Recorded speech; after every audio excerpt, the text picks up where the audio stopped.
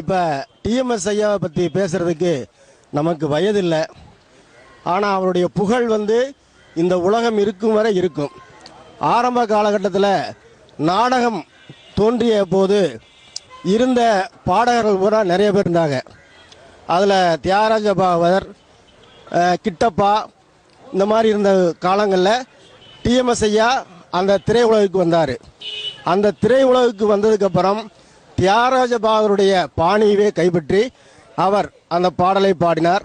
அவரை உருவாக்கிய எத்தனையோ இசை மேதைகள் அவரை மிக உயரத்திற்கு கொண்டு சென்றார்கள். அந்த வகையிலே டிஎம்எஸ் ஐயாவுடைய புகழ் என்றும் அழியாது. சவுந்தரராஜன் எங்களுக்கு ரொம்ப பிடிக்கும். அவங்களோட பாடல் மியூசிக் எல்லாம் எனக்கு ரொம்ப பிடிக்கும். இதை என் ஃப்ரெண்டு சொல்லுவாங்க. அவரை இனிமையா பாடுவாருங்க. அவங்கன்னா அவங்க அப்படின்னு சொல்லணும். அவங்கள வாடா போடாலாம் மரியாதையா இதில் சொல்லக்கூடாது. அவங்க இப்போ PM சவுந்தரராஜ் அவர்கள் அப்படின்னு சொல்லணும்.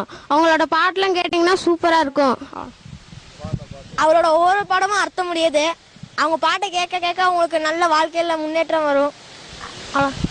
அவங்களோட பாட்டை கேட்க கேட்க நம்மளுக்கு இனிமையாக இருக்கும். அப்புறம் மனசு எவ்வளோதான் சங்கடமாக இருந்தாலும் கொஞ்சம் ஃப்ரீயாக சந்தோஷமாக அப்படியே நம்ம பேசி சிரிச்சுக்கிட்டு அதனால தான் இந்த பேருந்துகள்லாம் போடுவாங்க.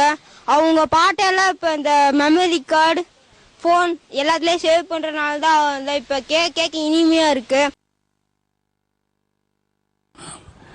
பேராசிரியர் சீனிவாசன், மதுரை. டிஎம்எஸ் அவர்களை பற்றி கூற வேண்டும் என்ற ஒரு செய்தி எனக்கு ஆச்சரியமாக பழனியில் கிடைத்தது. நண்பர்கள் அவரை பற்றி சொல்ல வேண்டும் சொன்னார்கள். டிஎம்எஸ் அவர்களுடைய பாட்டு அவர் யாருக்காக பாடுகின்றாரோ அதே மாதிரி இருக்கும்.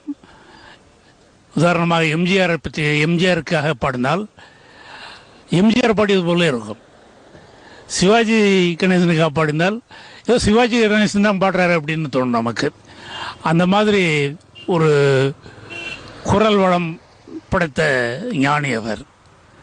அவருடைய பல பாட்டுகளை நான் கேட்டிருக்கின்றேன். ஒரு நாள் டிஎம்எஸ் அவர்கள் மதுரைக்கு வந்திருந்த பொழுது அவரை பார்க்க சென்றிருந்தார்கள்.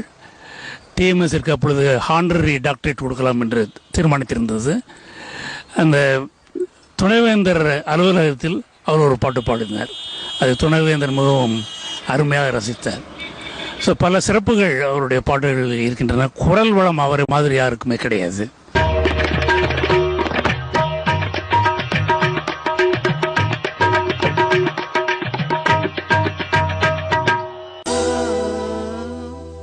என் பேர் ஐயாவுங்க, பழனி, திண்டுக்கல் மாவட்டம். டிஎம்எஸ் பற்றி சொல்லணும்னா ஐயா ஒரு சமுத்திரமுங்க, கடல், இசை கடல். அவரை பற்றி 1-2 வரிகளெல்லாம் சொல்லி முடிச்சுறதுக்கெல்லாம் முடியாது. எனக்கு அந்த அளவுக்கு வயசும் பத்தாதுங்க. அந்த கடல் மூழ்கி, இசைக்கடலில் மூழ்கி அவரை பற்றி தெரிஞ்சுக்கணும்னா அவரோட என்ன சொல்கிறது, ஒரு 1000 பாடலுக்கு மேலே கேட்டுக்கிட்டே இருக்கலாம், விடிய விடிய நைட்டும் பகலுமா. ஒன்றும் இல்லைங்க, நம்ம முருகனை பார்க்கணும்னு நினைக்கிறீங்கன்னு வைங்களேன், நீங்கள் கோவிலுக்கெல்லாம் போக வேணாமுங்க. அவர் பாடின அந்த முருக கடவுள் அந்த பாட்டுகளை கேட்டாலே அந்த முருகன் நம்ம பக்கத்தில் வந்து உட்காந்துக்குவாருங்க. அந்த அளவுக்கு ஒரு அற்புதமான ஒரு இசை. அவருடைய குரல் இருக்கு பாருங்க, கணீர் கணீர்னு. எவ்வளோ ஒரு இன்னும் எத்தனை வருஷங்கள் போனாலும் சரி அவரோட குரலையும் அவரோட பாடலும் நம்மளால் மறக்கவே முடியாதுங்க.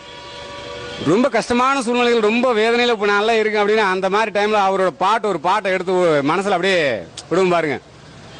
உன்னை பாடும் தொழிலின்றி வேறில்லை, என்னை காக்க உனை இன்றி யாரும் இல்லை, முருகா முருகா.